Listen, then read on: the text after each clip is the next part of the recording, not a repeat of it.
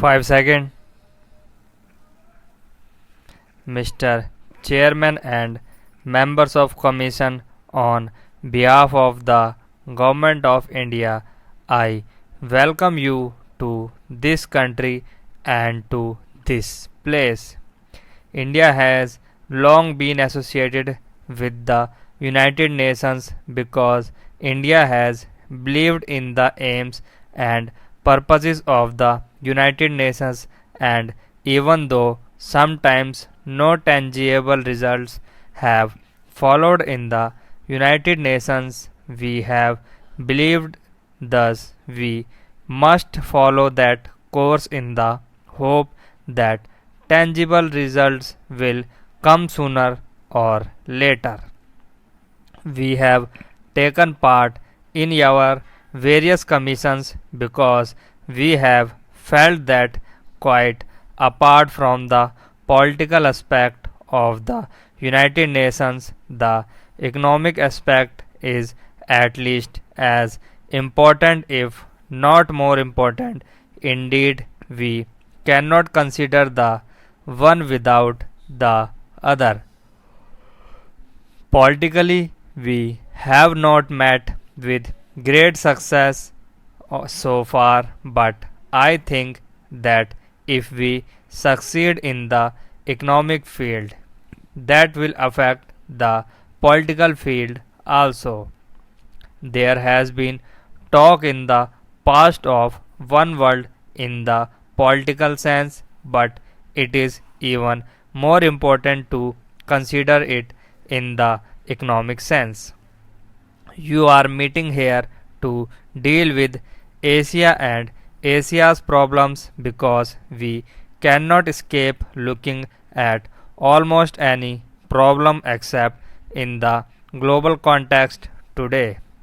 Asia is big enough, and the subjects you have to deal with are vast and of very great importance.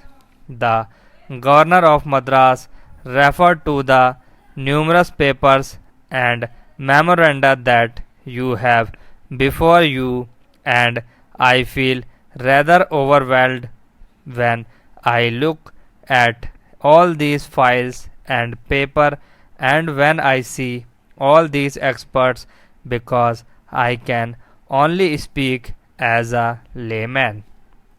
But while experts are quite inevitable in the modern world, sometimes I have a feeling that they become very impersonal and look at problems as if they were mathematical and algebraic formulae. Well, we have to deal with human beings and the future of human beings, and Asia, the area under survey, has a population of at least 1,000 million human beings. In India, including Pakistan, there are 40% of those 1,000 millions, that is 400 millions, and we have to deal with these vast numbers, practically half the world's population.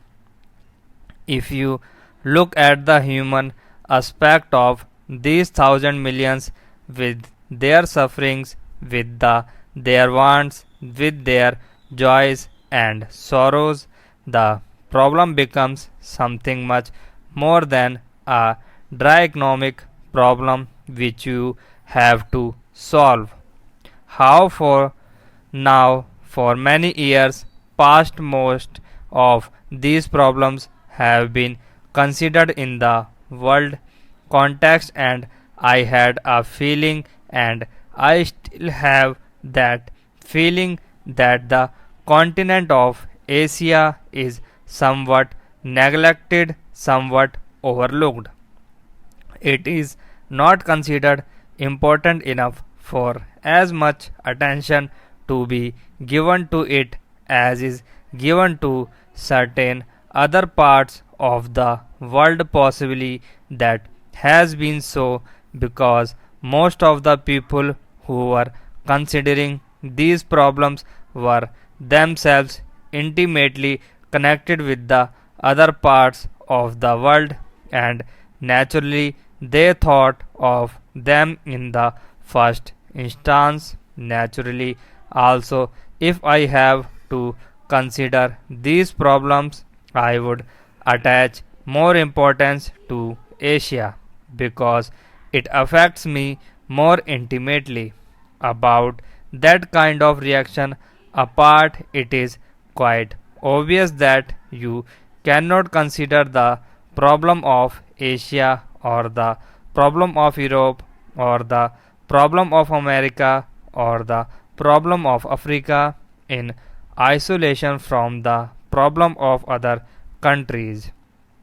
It just cannot be done, and if some countries which are fortunate enough today think that they can lead their lives in isolation irrespective of what happens in the rest of the world, it is obvious that they are under a misapprehension.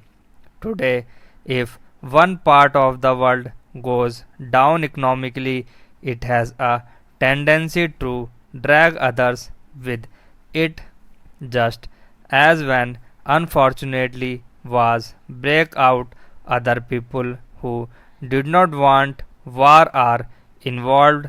So it is not a question of the prosperous merely out of the generosity of their hearts. Helping those who are not prosperous through generosity is a good thing, but it is a question of enlightened self interest, realizing that if some parts of the world do not progress, remain backward, they have an adverse effect on the whole economy of the world, and they tend to drag down those parts that are at present prosperous. Therefore, it becomes inevitable to consider these problems in the global way and to pay even more attention to those parts which are relatively backward. Asia has been for generations past in a some static and backward condition, but during the last few years mighty forces have been at work in Asia. These forces inevitably thought in terms of political change to begin with, because without political change it was not possible to have any far reaching or enduring economic change. Large to have any far reaching or enduring economic change, large part of Asia were colonial territory dominated by other countries. From that connection, they have obtained some advantage sometimes.